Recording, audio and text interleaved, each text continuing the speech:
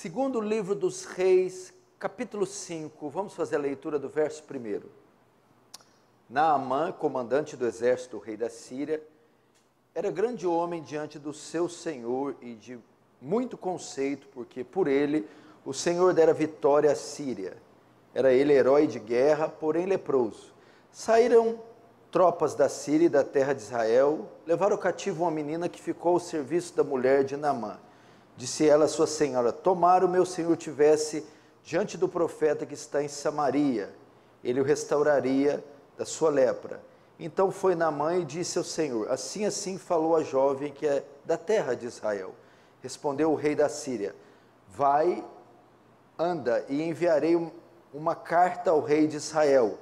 Ele partiu e levou consigo 10 talentos de prata, 6.000 ciclos de ouro e 10 vestes festivais. Levou também ao rei de Israel carta que dizia: logo em chegando a ti esta carta, saberás que eu te enviei Naamã, meu servo, para que o cures da sua lepra. Tendo lido o rei de Israel a carta, rasgou suas vestes e disse: acaso sou Deus com poder de tirar a vida ou dá-la, para que este envie a mim um homem procurá-lo de sua lepra? Notai, pois, e vede que procura pretexto para romper comigo. Ouvindo, porém, Eliseu, homem de Deus, quando o rei de Israel rasgar suas vestes, mandou dizer ao rei: por que rasgaste tuas vestes? Deixa-o vir a mim e saberá que é profeta em Israel. Veio, pois, Naamã com seus cavalos e seus carros, parou à porta da casa de Eliseu. Então Eliseu lhe mandou um mensageiro dizendo: vai, lava-te 7 vezes no Jordão e a tua carne restaurada, sua carne será restaurada e ficarás limpo. Naamã, porém, muito se indignou e foi, dizendo: pensava eu que ele sairia ter comigo, por si de pé, invocaria o nome do Senhor, seu Deus, moveria a mão sobre o lugar da lepra e restauraria o leproso. Não são, porventura, Abana e Farfar, rios de Damasco melhores que todas as águas de Israel? Verso 13, então chegaram-se eles, os oficiais, e disseram: meu pai, se te houvesse dito o profeta alguma coisa difícil, acaso não faria? Quanto mais, já que apenas disse: lava-te e ficará limpo. Então desceu e mergulhou no Jordão 7 vezes, consoante a palavra do homem de Deus, e a sua carne se tornou como carne de uma criança e ficou limpo. Até aí, deixa aberto aí, não feche, feche os olhos, vamos orar mais uma vez. Querido Deus, diante de Ti nos colocamos mais essa noite, pedindo que a graça do Senhor permeie todo esse salão, tome todas as mentes e corações cativos à Tua palavra, que haja um senso de temor e da transcendência do Senhor, que haja ação do Espírito Santo, consolando, ensinando, salvando, trazendo grande temor e tremor aos nossos corações. Faz Teu reino avançar, Senhor. Receba a glória para Si e nos conforma à imagem do Seu Filho, em nome de Jesus. Amém.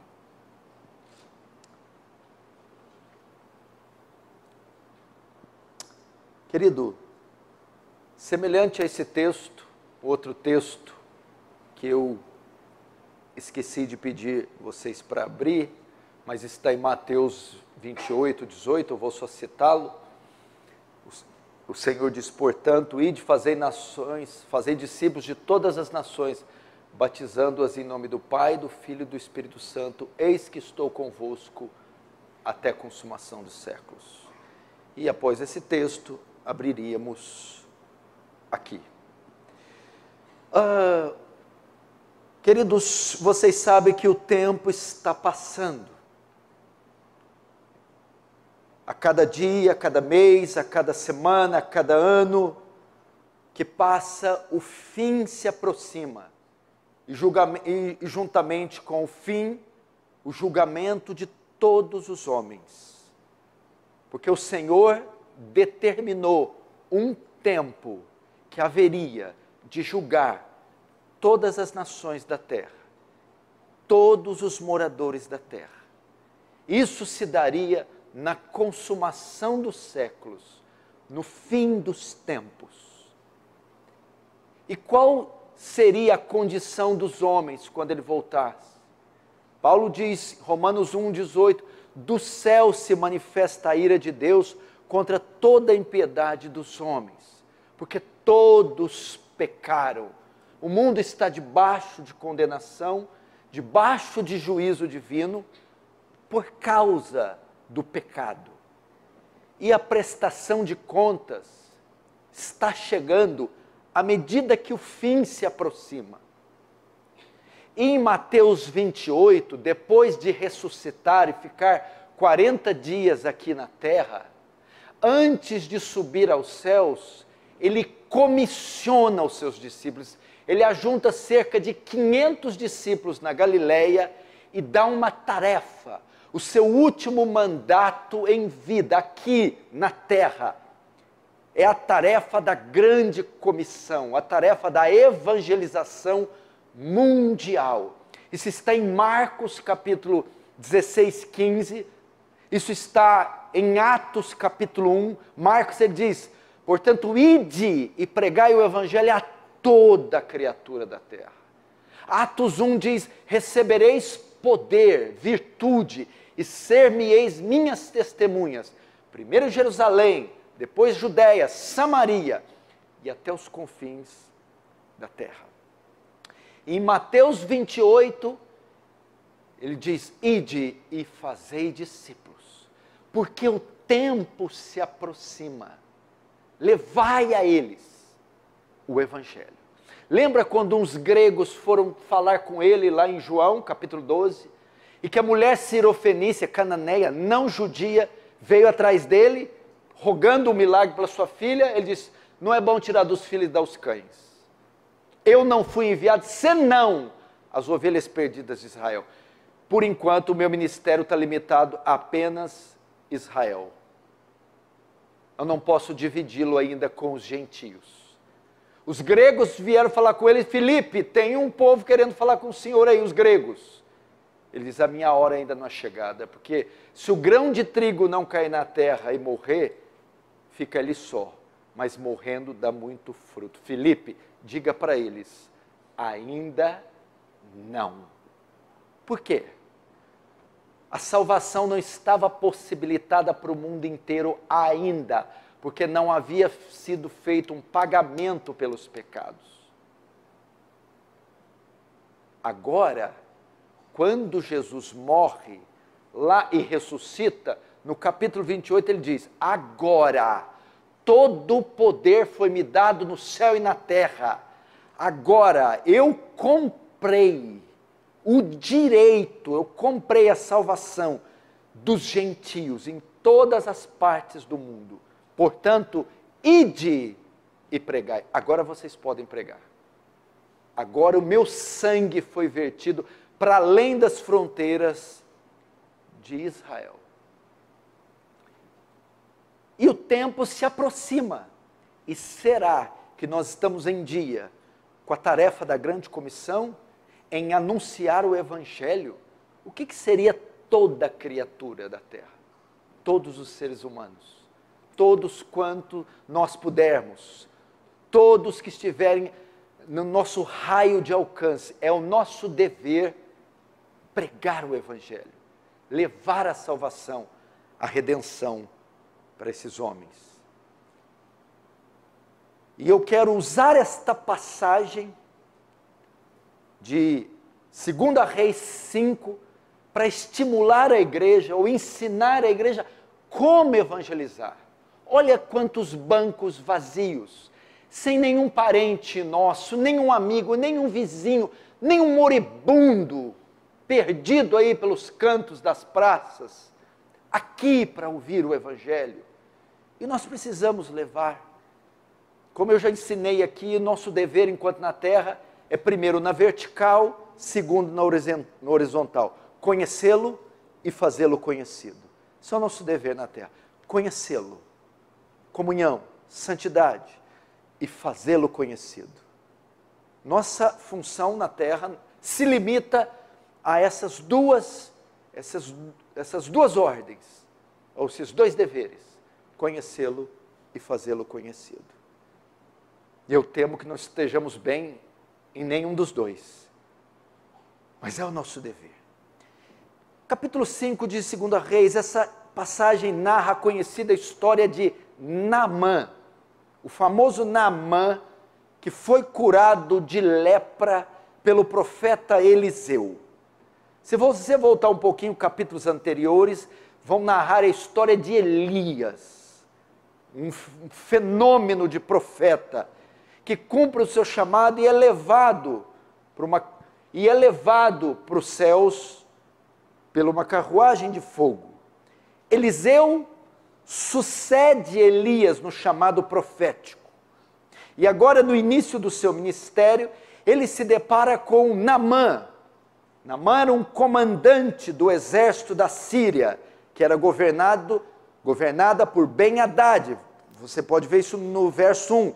Naamã, comandante do exército do rei da Síria, era grande homem diante do seu senhor e de muito conceito, porque por ele o Senhor dera vitória à Síria. A Síria. Era ele herói de guerra. Então ele se depara com esse chefe das forças armadas, esse líder militar, um herói de guerra, um herói nacional. Mas Naamã, apesar de ser um grande chefe, um herói nacional, era leproso. O verso 1 no finalzinho diz, herói de guerra, porém leproso. Ele procura Eliseu para ser curado. Ele vai até Eliseu, porque ele sabia que a única chance dele ser curado era se encontrar com o profeta Eliseu e ali ser restaurado a sua saúde. Agora, como ele faz isso? Como ele encontra Eliseu a fim de ser curado? Como é que ele chega até Eliseu? Bom, para sabermos isso, precisamos ver com precisão o texto e ver as riquezas que ele aqui nos oferece. Em uma das suas campanhas militares, da Síria, foi fazendo fronteira com Israel. Então, Naamã, em uma das suas campanhas, houve um conflito envolvendo as fronteiras de Israel. E ali, Naamã toma uma menina israelita, toma ela e leva para trabalhar em sua casa. Ao ter contato ali, nesse momento de guerra, ele então leva essa menina cativa para trabalhar na sua casa.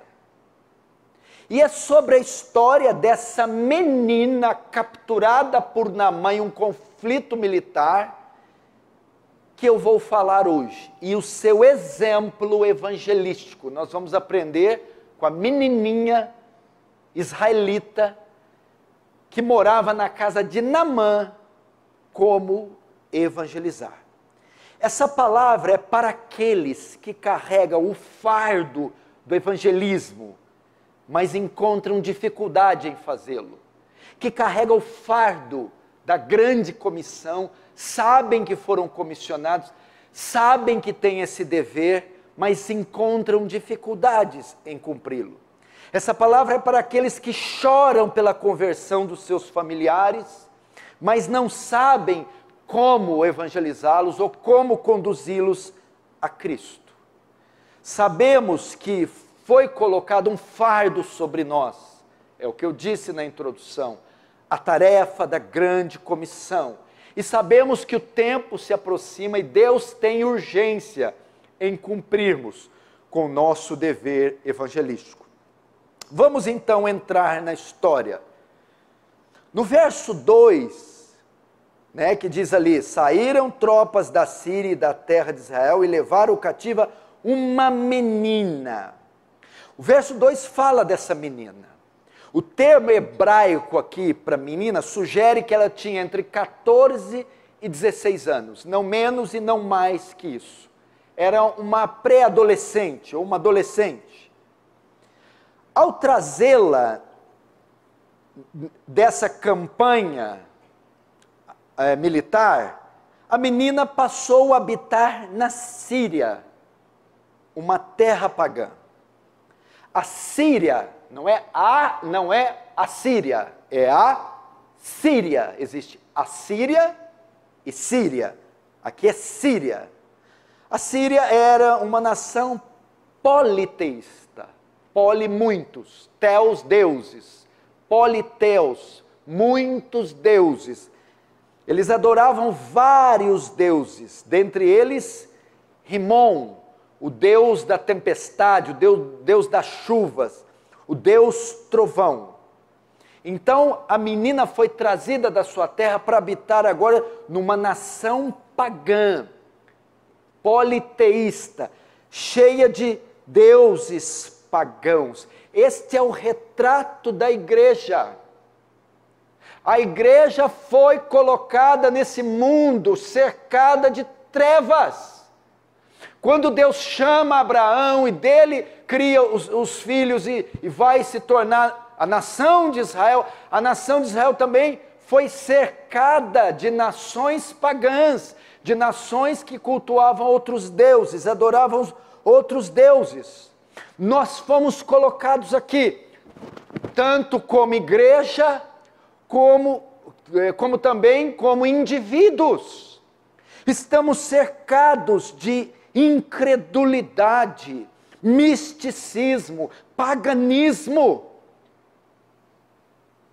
O crente precisa se atentar para essa realidade. Ele está no mundo, conforme Isaías 60, cercado de trevas, de escuridão. A igreja foi colocada aqui, e leis, cultura, arte, a nossa sociedade inteira naufragada no paganismo, no ateísmo, na sensualidade, na incredulidade. Como cristãos, a mesma forma. Jesus diz, não peço que os tire do mundo, só que os livre do mal. Mas no mundo eles permanecerão. E ela não só passou a habitar na Síria, como também ela passou a morar na casa de Naamã. De modo que ela era a única crente ali. A única pessoa que professava fé no Senhor. Talvez este também seja o seu contexto, sua história. Você está inserido em um local este que você é o único cristão. Talvez você é o único cristão da sua casa, o único cristão do seu trabalho, o único cristão da sua sala, o único cristão da escola. Você já parou para ver, já parou para contar quantos cristãos possuem toda a sua família, de parte paterna e materna?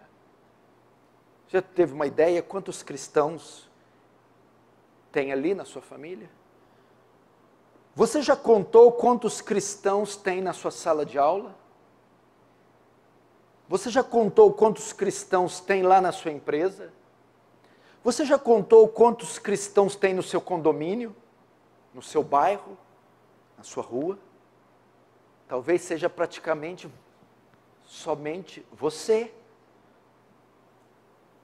Você está cercado de incredulidade, cercado de paganismo. Era o caso dessa menina, morando numa terra pagã, em uma família pagã.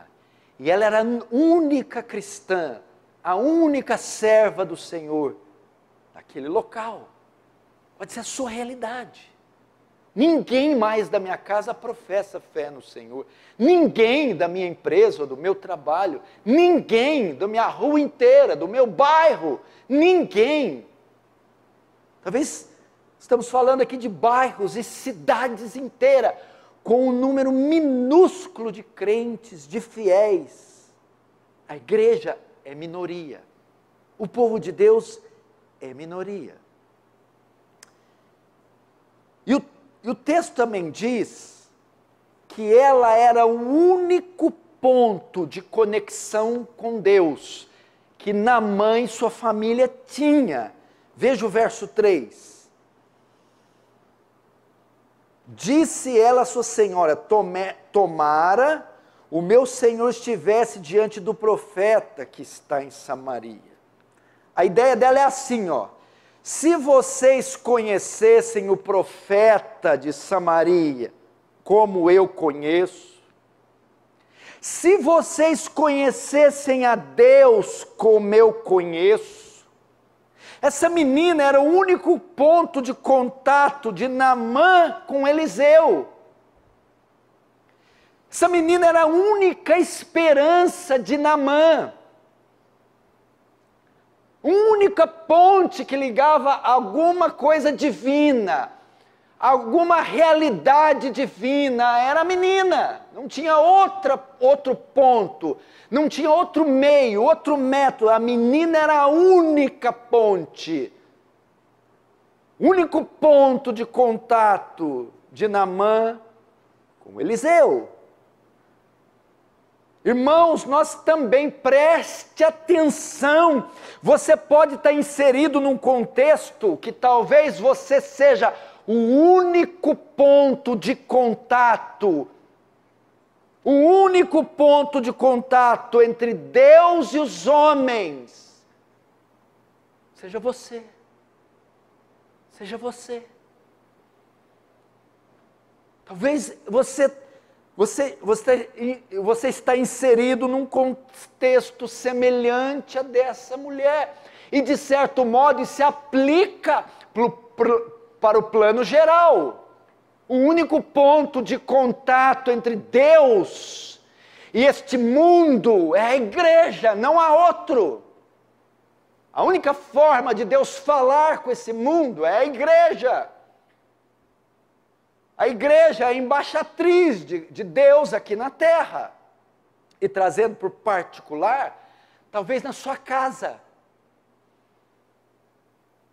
seu trabalho, na escola, como eu já disse, você seja o único ponto de contato, você seja a única esperança deles ouvirem o Evangelho, a única esperança de um dia eles chegarem à fé, seja você.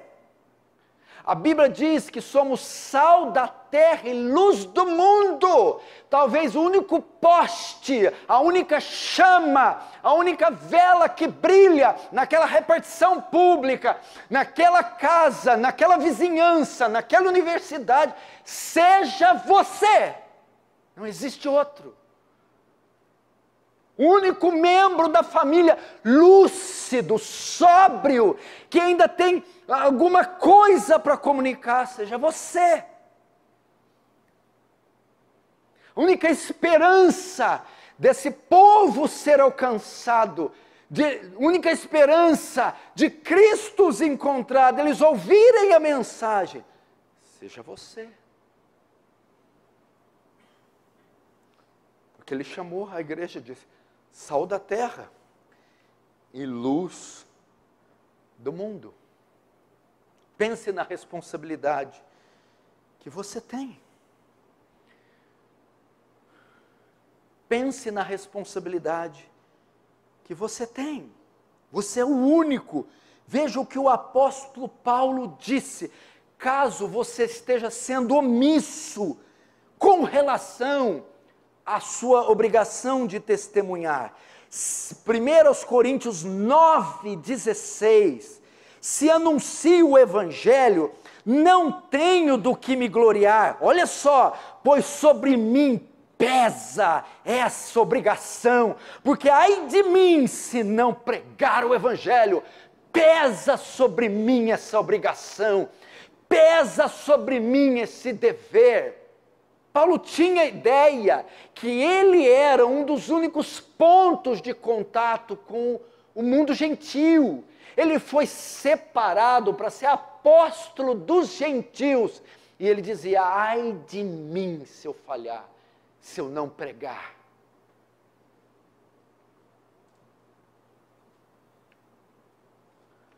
É o nosso contexto. Inseridos em um mundo pagão, em um mundo em trevas. Talvez somos a única pessoa cristã, no nosso contexto, e por essa razão somos o único ponto de contato. E note, a menina é a única que tem discernimento da gravidade do problema. O verso 3 diz assim: disse ela a sua senhora, tomara meu senhor estivesse diante do profeta que está em Samaria, e ele restauraria da sua lepra. Lepra. Ela está falando agora, a menina, com a esposa de Naamã. E ela se pronuncia. Foi capturada em uma campanha militar com as fronteiras de Israel, levada para trabalhar como doméstica na casa de Naamã, e agora se pronuncia. Lepra. Como é que você sabe que o meu marido tem lepra? Notem, a menina tinha acesso do que estava acontecendo naquela casa e do que sucedia ao seu senhor Naamã. Ela sabia da gravidade. Não, mas a mulher, a mãe Naamã também não sabia? Lepra era uma coisa grave. Sim, mas a compreensão de Naamã era só no âmbito físico, é uma doença. E provavelmente uma doença incurável. Para a menina não. Porque, segundo o conhecimento dela, a lepra podia ser juízo divino e ser consequência de algum pecado. Naamã entendia que era apenas uma doença. A menina olhava e dizia, este homem está debaixo de maldição. E a lepra é uma evidência do castigo divino sobre esse homem. Deus está irado com esse homem. Mas Naamã não sabia disso. Irmãos, o mundo não sabe da sua condição. Sim, ele sabe que tem dívidas, ele sabe que tem doenças, ele sabe que tem fome, ele sabe que tem pestes, ele sabe que está mal, mas não sabe o quão mal ele está. E os únicos que têm discernimento de como está mal o mundo somos nós. Os únicos que sabem, que têm discernimento, o único que sabe, que tem discernimento, como está mal o seu pai, é você. Como está mal sua mãe, é você. Como está mal seus vizinhos, é você. Somente você tem discernimento da gravidade que assola esse mundo, é o pecado. É o pecado. Só você sabe o quanto o pecado faz mal. Só você sabe quais são as severas consequências do pecado. O seu pai não tem ideia do que o aguarda. A sua mãe não tem ideia do mal que está sobre ela. Seus vizinhos, o mundo não tem ideia. Somente você. E o que acontece aqui? Provavelmente, ela compartilhou isso com Naamã, Caio Baez. Por quê? Porque você vai ver nos versos seguintes que após se pronunciar, Naamã prontamente atende uma menina de 12 anos. Mas um chefe de defesa, o ministro de defesa, atender às ordens da Manu, que está ali dormindo? Pensa. Significa o quê? Que a menina compartilhou. Olha, você sabe que lepra não tem cura. E lepra pode ser um sinal de juízo divino. E muitas vezes lepra é consequência de pecados. Naamã, você está numa situação gravíssima. Então o que nós aprendemos aqui? Esse é o primeiro ponto do evangelismo. nós precisamos comunicar às pessoas o perigo que elas correm. Vou repetir, nós precisamos comunicar às pessoas o perigo que elas correm. Você ama tanto esse pai que você não fala para ele que é pecador. Isso não é amor, é omissão. Você ama tanto aquele chefe que você não quer incomodá-lo, dizendo que ele vai morrer e vai para o inferno. Isso não é amor. Por que devemos comunicar? Porque temos discernimento, como Paulo disse em Romanos 1, pois sou devedor tanto de gregos como a bárbaros, sábios e ignorantes. Sou devedor. Por que Paulo era devedor? Uma vez tendo recebido o evangelho, agora eu devo o evangelho. Sou devedor. Recebi a vacina, devo a vacina. Recebi o antídoto, devo o antídoto. Recebi o perdão, devo o perdão. Então, se eu devo, se eu tenho domínio, eu tenho em posse o antídoto, agora eu devo comunicar. Imagine se você descobre que a sua filha tem algum mal, ela sente dores, você leva a fazer exames e é diagnosticado um tumor maligno, câncer. Ela vai ficar traumatizada, eu gosto muito dela, bobagem, não precisa saber disso não. Vamos levar ela para tomar sorvete, passear no shopping, não conta para ela, em 2 meses ela vem a óbito.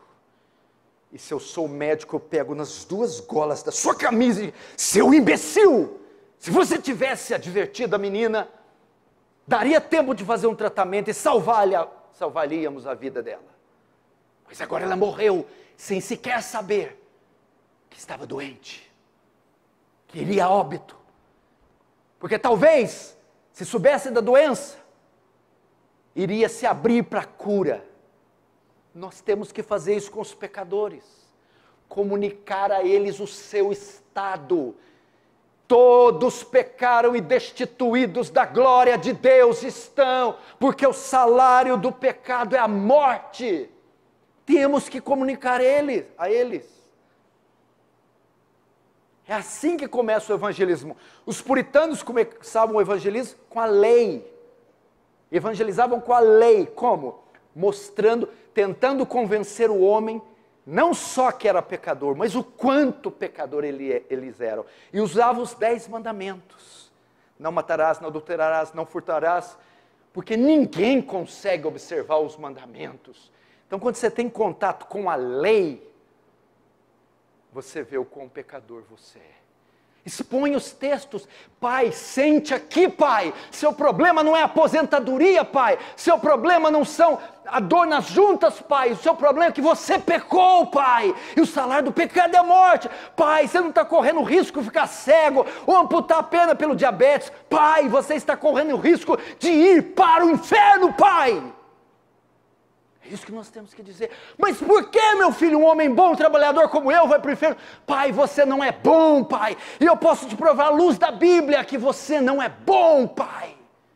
Você não é bom. Não há nenhum bom, nem o justo.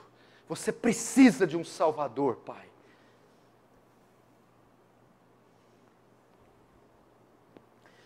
E onde? E como nós podemos fazer isso? De que maneira podemos lidar com essas situações diante de nós? Como contribuir para a salvação dos homens? Vamos ver aqui mais pontos. Então, primeiro, mostramos a enfermidade, o pecado. Segundo, agora vamos mostrar a cura. Temos que mostrar aos homens, depois de mostrar a eles a sua lepra, temos que mostrar a solução, a cura da lepra. Verso 3 de novo. Disse ela à sua senhora: tomara o meu senhor estivesse diante do profeta. A menina começa a apontar a cura da lepra diante do profeta. Olha, minha senhora, o caso do meu senhor Naamã é tão grave que ele precisa de uma oração, de uma intervenção divina. Só Deus pode resolver o caso dele. Ele precisa de um milagre. Ele precisa ir até o profeta. Não é o médico, o doutor, o psicólogo, ele precisa do profeta. É um tipo da divindade, ele precisa de um milagre, ele precisa de Deus. A ideia aqui é, minha senhora, o problema de Naamã é tão grave que transcende esse mundo. A cura transcende esse mundo. Só Deus. Nós temos que chegar para os homens e dizer isto para eles. Seu caso é tão grave que só Cristo pode resolver. Só Deus tem a resposta para o seu vazio, para o seu mal, para a sua culpa, para o seu estado de perdição. Seu problema é espiritual e não físico, de modo que só Deus pode resolvê-lo. Temos que mostrar isso para eles. Jeremias 13, 23. Pode acaso o etíope mudar sua pele, ou o leopardo as suas manchas? O etíope, o negro, consegue mudar sua pele. O leopardo consegue tirar as manchas, é impossível. Então podereis fazer o bem, estando vós acostumados a fazer o mal. É algo que está intrínseco no coração do homem. Não há nada natural que possa reverter a condição dele. Então ele tem que apelar para o sobrenatural. Eis que levanto diante de vós um profeta. A ele ouvi. Quem que Moisés estava falando? Moisés, 2000 anos antes de Cristo, 1700 anos, estava apontando não para um profeta, mas para o profeta. Onde está a cura? Cristo, no madeiro, na cruz, porque Deus amou o mundo de tal maneira que deu seu Filho unigênito, para que todo aquele que nele crê não pereça, mas tenha a vida eterna. Se Romanos 6,23 diz que o salário do pecado é a morte, o dom gratuito de Deus é a vida eterna, está em Cristo Jesus. Temos que mostrar a eles a solução. Não está em Freud, não está em Maomé, não está em Confúcio, não está em Descartes, não está em Nietzsche. A solução está em Cristo e somente em Cristo. Somente Cristo.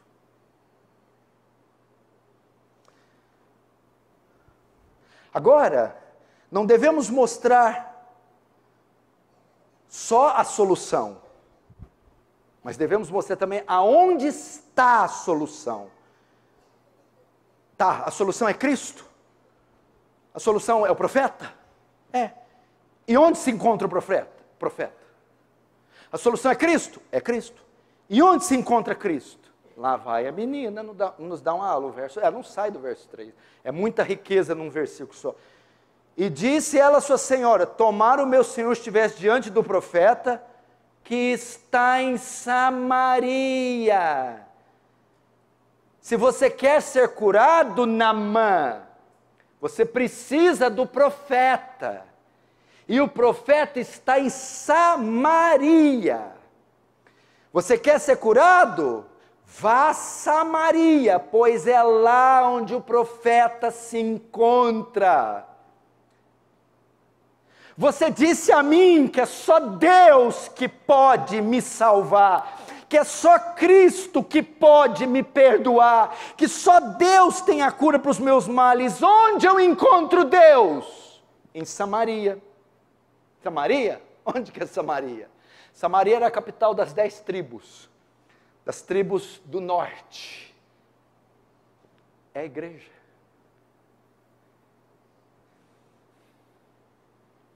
Apocalipse capítulo 2 diz que João ouve uma voz, como de um trovão. E quando ele olha para trás, ele vê 7 candeeiros de ouro. São as 7 igrejas. Você quer encontrar Cristo? Vá para a igreja. Ou seja, devemos convidar os homens para virem até a igreja. Aqui nós temos um método de evangelístico tremendo. A igreja. A igreja é um instrumento de evangelização. O culto é um instrumento de evangelização. A menina está dizendo, só Cristo pode salvar. E onde ele se encontra? Na igreja. Vá até a igreja. Lá você encontrará. Temos que dizer isso para os homens, mostrá-los o seu mal, sua ferida, mostrar a solução Cristo e também conduzi-los até onde Cristo está, a igreja. Ela conduziu Naamã até o profeta, mostrou a Naamã onde ele deveria ir para receber a cura, a solução. Ela conduziu Naamã até Deus. Não só mostra a doença, não só mostra a cura, mas conduza os homens até a cura, conduza os homens até a resposta, mostre aos homens o caminho, mostra a eles a solução, conduza os homens até Deus. Traga-os no culto, convide-os para estarem aqui amanhã, convide-os para estarem aqui semana que vem, na quarta, convide-os para vir sábado, domingo pela manhã, domingo à noite, convide-os. Onde está o profeta? Lá em Samaria. Você quer ouvir o profeta? Vá para Samaria. Você quer ser tocado pelo profeta? Vá para Samaria. Você quer ser curado pelo profeta? Vá para Samaria. Quer que seus familiares sejam salvos? Traga-os à igreja. Quer que seus filhos sejam salvos? Tire eles da televisão, traga-os à igreja. Quer que os seus netos sejam salvos? Traga-os à igreja. Tire os videogames, os joguinhos estúpidos, às 20 horas na frente da TV, traga-os à igreja. Por que trazer à igreja? Porque aqui assiste o profeta, porque o profeta está aqui, o profeta se faz presente, o profeta brada, prega, o profeta está aqui, Cristo Jesus.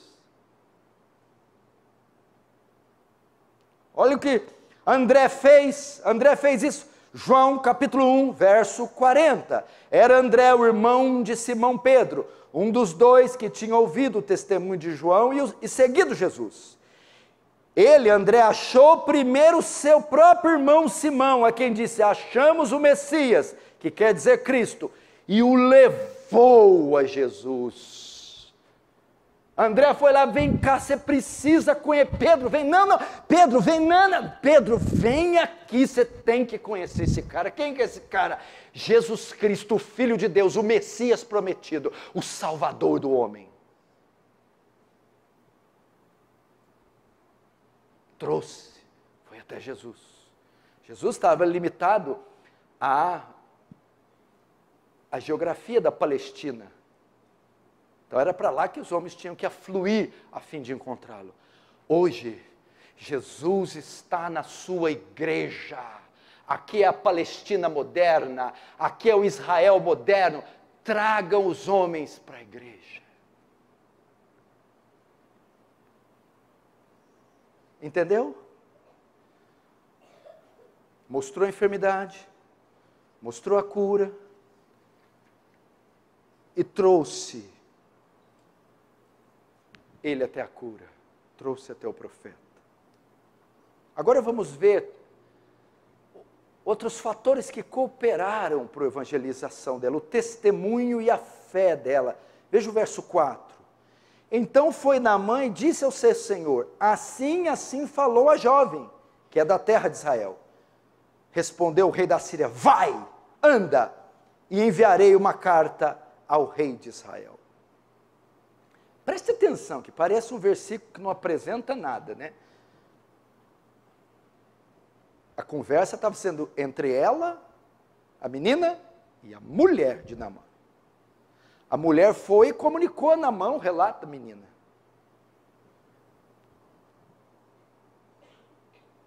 Nós estamos falando de um ministro, de um chefe de Estado.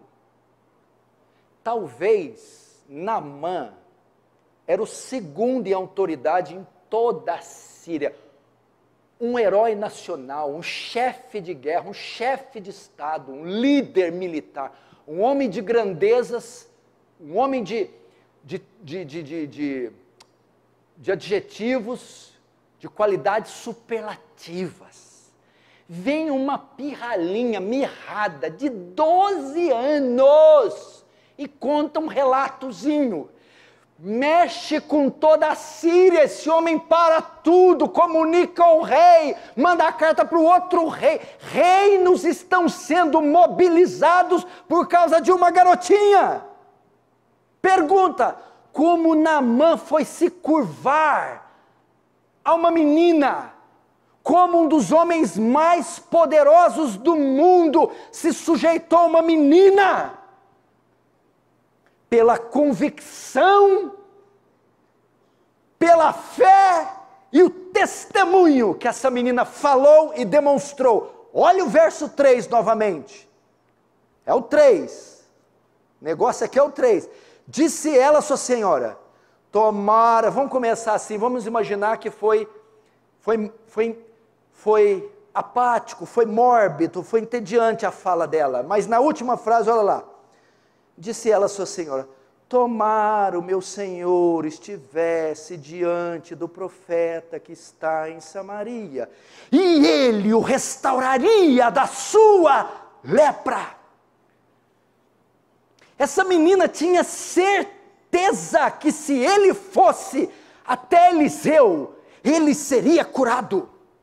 Essa menina disse, se esse homem encontrar com Eliseu em Samaria, ele vai restaurar a sua lepra.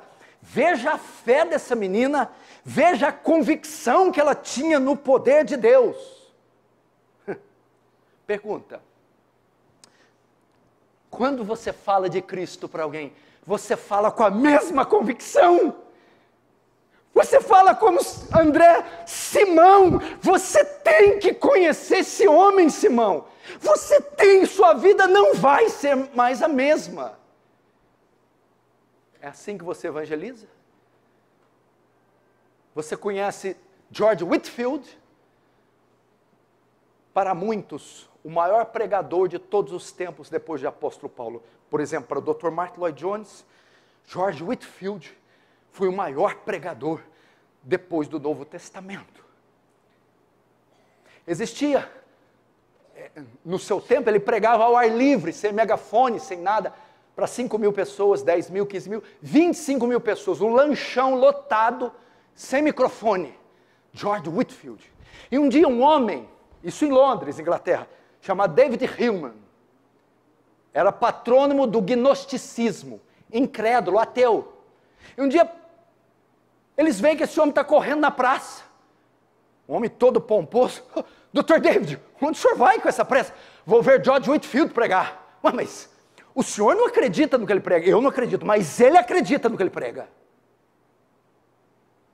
A convicção de George Whitefield ao pregar era tamanha que até ateus eram atraídos para ouvi-lo. Esse homem punha sangue pela garganta, dada a força que pregava. Era comum no meio dos auditórios pessoas morrerem de infarto ao ouvir um sermão estrondoso, impetuoso de George Whitefield. Você fala com essa convicção a ponto de mover um chefe de Estado, um monarca que se curva. Mas veja como essa menina fala.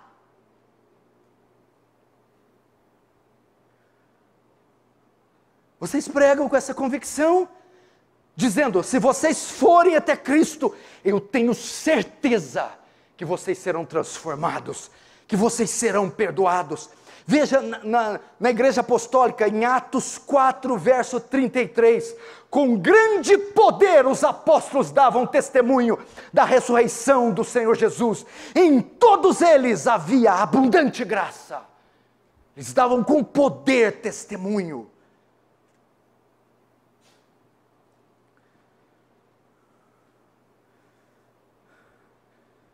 Essa menina falou a Naamã com tanta convicção, com tanta certeza.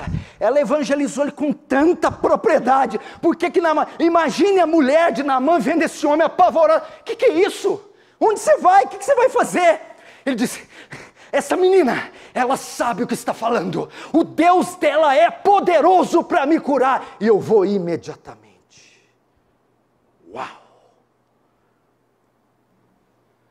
Tomara este homem conhecesse o profeta que está em Samaria, e ele o restauraria da sua lepra.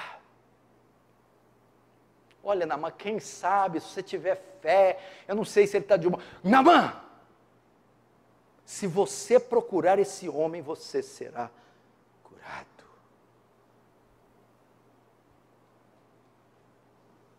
Vamos ver se funcionou? Verso 9, veio pois Naamã com seus cavalos, seus carros, e parou à porta da onde? A porta da casa de Eliseu, depois de pregar para Naamã, testemunhar para Naamã, mostrar o pecado e a solução, conduzir Naamã até lá. Naamã parou na porta da casa de Eliseu. Sabe onde a menina levou Eliseu, Vitor? Vem cá, Naamã. Menininha, e o chefe disse, vem cá, Naamã, vem. Naamã, pronta. Bota um terno e gravata. Engraxa seu sapato, Naamã. Para onde? Vamos num culto cristão hoje, Naamã. Hoje você vai num culto. Eu vou te levar para a igreja, Naamã. E a menina fez. Estavam na porta. Tinha começado ainda, estava lá. Chegou mais cedo. A menina levou Naamã até a presença de Deus. Olha só, Igor, a menina convenceu Naamã a buscar a cura, a buscar Deus, a buscar a igreja.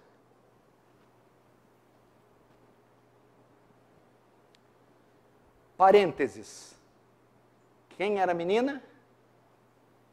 Uma adolescente de 12 anos. Quantos recursos ela tinha? Nenhum. Com quem ela contava? Ninguém. Onde estava sua família? Sozinha. Deixa eu te dizer, mesmo sozinho, sem recursos, não desista da sua família, não desista do seu pai. Um dia todos vão estar parados na porta da igreja, esperando o momento de entrar. Não desista de um só pecador, porque Jesus não desistiu de nós. Não desista da sua mãe, não desista do seu pai, não desista dos incrédulos, não desista. Quem sabe um dia não estarão lá, na porta da igreja, esperando para entrar. Não desista. Não desista. Não desista. Naamã foi lá. E o que ele ouviu lá? Quando ele foi? Verso 10. Então Eliseu lhe mandou um mensageiro dizendo, vai, lava-te 7 vezes no Jordão e a tua carne será restaurada e ficarás limpo.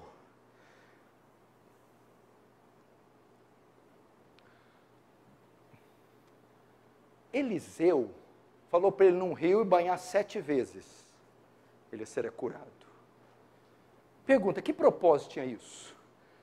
Era um ato de fé. Para ser curado, você precisa empregar fé nas palavras que eu estou dizendo. Ao crer nas minhas palavras e agir, você será curado.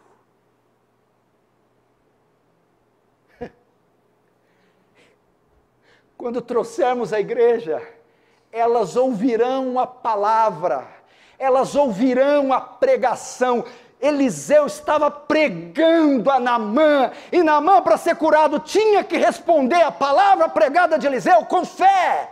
Quando eles vierem, eles vão ouvir a pregação, ouvir o evangelho, e eles devem responder com fé. ele foi ao culto e lá ouviu, lá ele ouviu, para que se ele quisesse ser curado, teria que crer.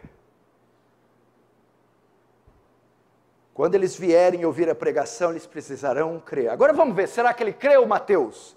Verso 14. Então desceu e mergulhou no Jordão 7 vezes, consoante a palavra do homem de Deus. Sim, ele creu, e como ele mostrou? Mostrou com obras.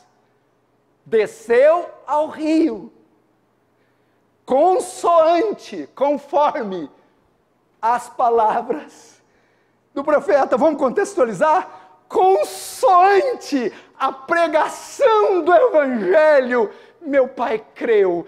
Consoante a exposição da palavra, minha irmã creu. Conforme a pregação da palavra, os incrédulos creem. Agora a fé mostra seus efeitos. Veja só o verso 14. Mergulhou 7 vezes, e a sua carne se tornou como carne de uma criança e ficou limpo. Sabe o que é esse aqui, Naila? A dona Márcia foi regenerada. Sua carne ficou limpa, como carne de uma criança. Regeneração, obra sobrenatural, novo nascimento.